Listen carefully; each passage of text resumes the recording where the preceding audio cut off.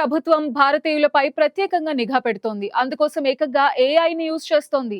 ఎక్కడి నుండి వచ్చారు, ఏం చదువుతున్నారు, బ్యాంక్ బ్యాలెన్స్ ఎంత ఉంది అనే వివరాలతో పాటు ఏడాది కాలంగా ఎక్కడెక్కడ తిరిగారు, ఏ ఏ లొకేషన్స్ లో ఉన్నారు అనే అంశాలపై ఆరా తీస్తున్నారు. ఒకవేళ వాళ్ళు పార్ట్ టైం ఉద్యోగులు చేస్తున్నట్టు తెలిస్తే వారిని దేశం నుండి పంపేసేందుకు ప్లాన్ చేస్తున్నట్టు తెలుస్తోంది.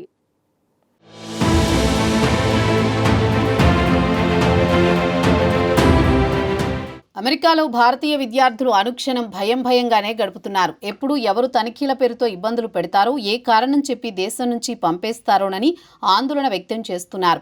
అమెరికాలో ప్రత్యేకంగా ట్రంప్ సర్కార్ భారతీయ విద్యార్థుల ప్రతి కదలికపై నిఘా పెడుతోంది. అందుకోసం ఏఐ టెక్నాలజీని వాడుతోంది. భారతీయ విద్యార్థులు ఎక్కడికి వెళ్లినా, ఏం చేస్తున్నా ఇమిగ్రేషన్ అధికారులు నీడలా వెంటాడుతున్నారు. విద్యార్థులు నిజంగానే చదువుతున్నారా, చట్ట వ్యతిరేకంగా ఉద్యోగాలేమైనా చేస్తున్నారా, వాళ్ళ బ్యాంకు లావాదేవీలు ఎలా ఉన్నాయి, సరైన పత్రాలతోనే వచ్చారా అనే వివరాలను సేకరిస్తున్నారు. కేవలం విద్యార్థులపైనే కాకుండా H1B వీసా పొందిన వారిపైన నిఘా కొనసాగుతోందని భారతీయులు ఆందోళన వ్యక్తం చేస్తున్నారు. ప్రతి ఏటా అమెరికా వెళ్లే భారత విద్యార్థుల సంఖ్య పెరుగుతోంది.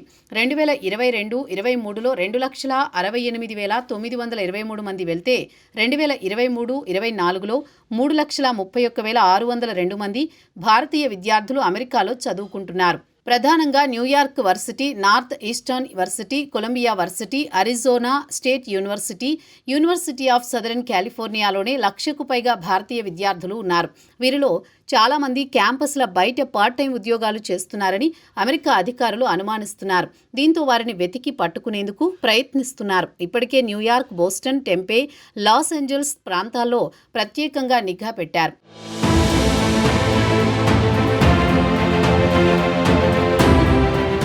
అమెరికాలో చదువు పూర్తయిన తర్వాత చదువుకు సంబంధించి తాత్కాలిక ఉద్యోగాలు చేసుకునేందుకు ఆప్షనల్ ప్రాక్టికల్ ట్రైనింగ్ ఇస్తారు. 2023-24లో 97,556 మంది భారత విద్యార్థులు ఓపీటీ కోసం అప్లై చేసుకున్నారు. ఓపీటీ ప్రోగ్రాం పూర్తయిన తర్వాత ఉద్యోగ ప్రయత్నంలో భాగంగా మరికొంతకాలం అమెరికాలో ఉండే అవకాశం కల్పిస్తారు.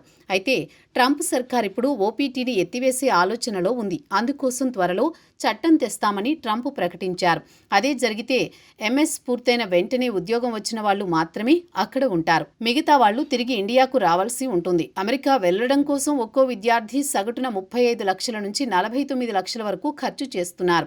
మరోవైపు ప్రతి విదేశీ విద్యార్థిపై ఆర్టిఫిషియల్ ఇంటెలిజెన్స్ సాయంతో నిఘా పెట్టినట్టు తెలుస్తోంది. విద్యార్థి ఎక్కడి నుంచి వచ్చాడు, ఎక్కడ ఉన్నాడు, బ్యాంకు బ్యాలెన్స్ ఎంత, అమెరికా వచ్చిన తర్వాత ఎంత సంపాదించాడు, ఎలా సంపాదించాడు, ఏ ఉద్యోగాలు చేశాడు అనే వివరాలను సేకరిస్తున్నారు. విద్యార్థి ఏడాది కాలంగా ఎక్కడెక్కడికి వెళ్లాడు, ఏ లొకేషన్స్లో ఉన్నాడు, ఆ లొకేషన్స్లో మాల్స్, పెట్రోల్ బంకులు, రెస్టారెంట్లు ఏమున్నాయి అనే వివరాలపై దృష్టి పెట్టారు. వీటి ఆధారంగా విద్యార్థి చదువు కోసం కాకుండా ఉపాధి కోసం వచ్చినట్టు గుర్తించే ఆలోచనలో ఉన్నారు. ఇది అమెరికా చట్టాలకు విరుద్ధం కాబట్టి అలాంటి విద్యార్థులకు సమస్య తప్పేట్టు లేదు.